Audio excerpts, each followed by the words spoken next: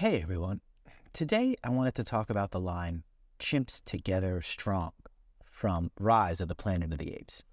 This is said by Caesar to the orangutan, and it's talking about basically how it is that the chimps can rise, right? This is a prequel to the original Planet of the Apes. And I think this is one of the more important lines, not just because of what it means in the movie, but actually because of what it says about humans. So I'm going to be referencing a guy named Yuval Noah Harari, and he wrote a book called Sapiens, and in it, he talks about humans and what makes us special.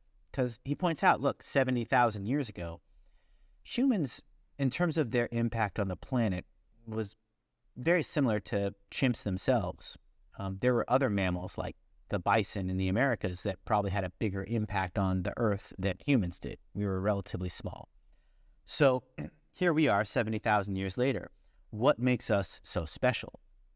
What gives us the ability to essentially rule the world, and we determine the future of the earth and the future of species? We can essentially determine what species are or are not going to survive.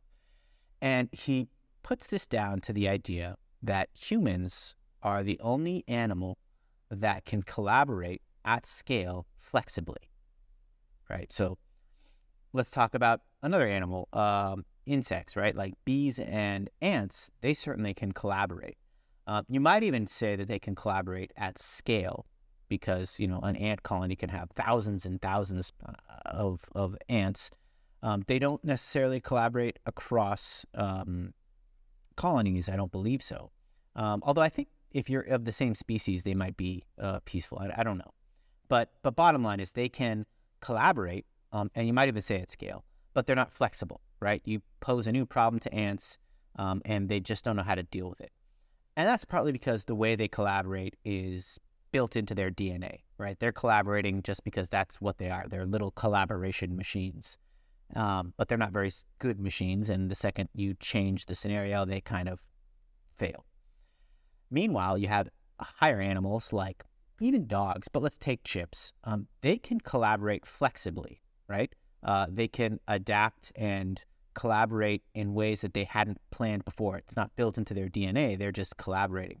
But they can't do it at scale, right? One chimp, it's famous actually, chimps that go to war with each other. They only can collaborate with chimpanzees that they know, right? They trust and they know. If one chimp meets another chimp randomly, they can't collaborate right away because they don't know who the other chimp is. Is this a good chimp? Is it a mean chimp?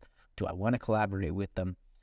Whereas humans, we can collaborate flexibly. We can solve new challenges, and we can do that at scale. I can meet another human, and in some situations, even if I don't speak the same language of them, we might be able to find ways to collaborate and trust each other, even though we've never met.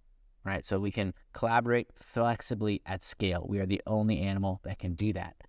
And in Planet of the Apes, when Caesar says chimps together strong, I think this is what he's hinting at. The writers are essentially trying to figure out what is the one thing that has allowed humans to dominate, and it is this idea of scalable, flexible collaboration. And in a world where chimpanzees can do that as well, they could dominate, right? Because, again, on an individual level, chimps are better than us, right? They're more fit for survival than us, right? If you were to put me alone on a desert island and a chimpanzee on that same desert island, even I would put money on the chimp to survive, right? If you put 10 humans and 10 chimps, maybe the humans have a fighting chance, right? Because humans are our entire strength is in our ability to collaborate flexibly. And again, in terms of world domination, it's because we can flexibly collaborate at scale. So Chimps Together Strong is, I think, a very powerful line, not just for the character and for the story, but I think it also points to this larger philosophical concept. Thank you very much. And as always, like and subscribe for more. And I hope to see you again. Bye-bye.